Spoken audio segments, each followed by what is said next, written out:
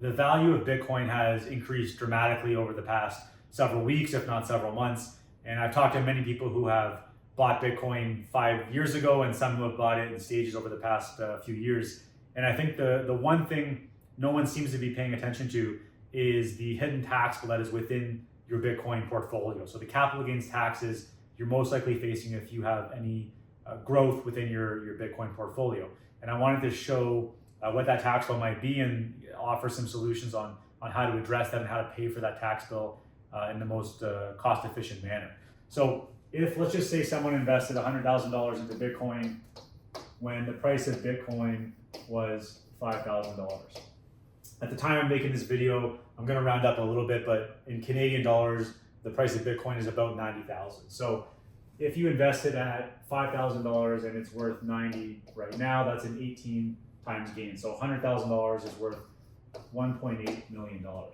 If you bought it when it was, say, 30,000 Canadian for one Bitcoin, you're looking at $300,000 total fair market value. And let's just say you bought it at 45,000, so your money's doubled. You now have $200,000. Now, because you can't, as of this video at least, you can't own Bitcoin specifically in your RSP or TFSA, you're owning it in a non-registered investment account, which means there are capital gains accumulating, and there's going to be capital gains taxes to be paid when you either sell the portfolio or sell the Bitcoin or go to transfer it down to your children if there's some generational wealth planning involved. Yes, you can own ETFs that track Bitcoins and things like that in your RSP or TFSA, but for this video, I'm specifically talking about owning Bitcoin itself. Now, how the capital gains taxes work, so in scenario, let's call it A, if this person were to either sell their entire portfolio or if they died and they wanted to give this portfolio to their kids, how the tax system works is 50% of that $1.8 million is going to be taxable to the individual in the year of death or on sale. And then assuming a 50% tax bracket on that, we're looking at a tax bill as of today of $450,000. So if someone invested 100K when Bitcoin was $5,000, it's worth about 90,000 today.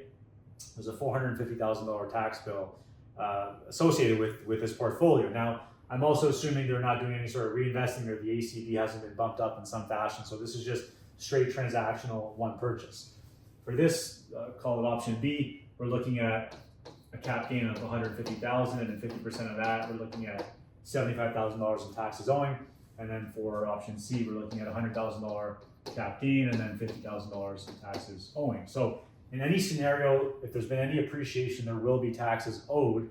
So that's one thing to address, is that this is not tax-free growth, tax-free money. This is treated just like any other stock portfolio as far as the CRA is concerned. Now, the thing is, these tax bills are as of today. So this doesn't account for future growth in Bitcoin, which everyone who owns Bitcoin, is saying it's going to go significantly higher. So the more you hodl it, the more your fair market value is going to be, but the bigger this hidden tax bill is going to be as well. So even at 5% growth over the next 20 years, $450,000 tax bill can turn to $1.2 million. Now, obviously, your fair market value is going to increase dramatically as well, but the point is, this tax bill is going to be growing every single time the price of Bitcoin increases. The $75,000 tax bill could easily turn to $200K, and then the $50,000 tax bill could turn to approximately $130K. Again, this is just for illustrative purposes at 5% over the next 20 years. It might be 5% over the next 50 years or 60 years, depending on your age and what you plan to do with the Bitcoin. So I'm just addressing that there is a hidden tax bill within your Bitcoin. So just A, be aware of it. Number two, what are you going to do about it? So option A is to do nothing. You don't have to do anything. You could just sell your Bitcoin in the future and pay the tax bill, and you'll just net the difference, which is fine.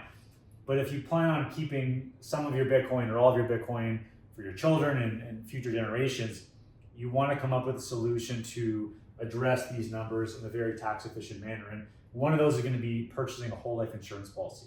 So a whole life insurance policy comes with permanent life insurance, which never expires, it lasts forever. So the death benefit will pay the tax bill, whatever it is, but there's also going to be a cash value in the whole life policy. So as you're putting money into your whole life insurance policy, there's a cash value that's accumulating.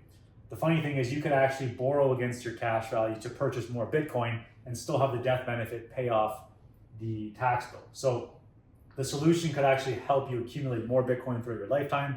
And in the end game, it can help pay for the tax bill, so your family can basically keep all of the value of Bitcoin again and continue to do that generation over generation. So if there's a few takeaways from this video, just make sure you know what your tax bill is, and then look at solutions to come up with a very cost-effective manner to solve this tax bill. Because if you went out and bought a $1.2 million whole life insurance policy, or a $200,000 insurance policy, or 130K whole life insurance policy, it's not going to cost you nearly that in premium, or else that would make no sense. It's going to cost you a fraction of 130 to buy that death benefit. So the 130 comes when you pass away to pay off this tax bill, plus you get the benefit of using the cash value while you're alive to potentially purchase more Bitcoin. So that's more of a holistic look at your portfolio. So just make sure you're not just looking up all the way. You want to look back a little bit to make sure that tax bill is taken care of.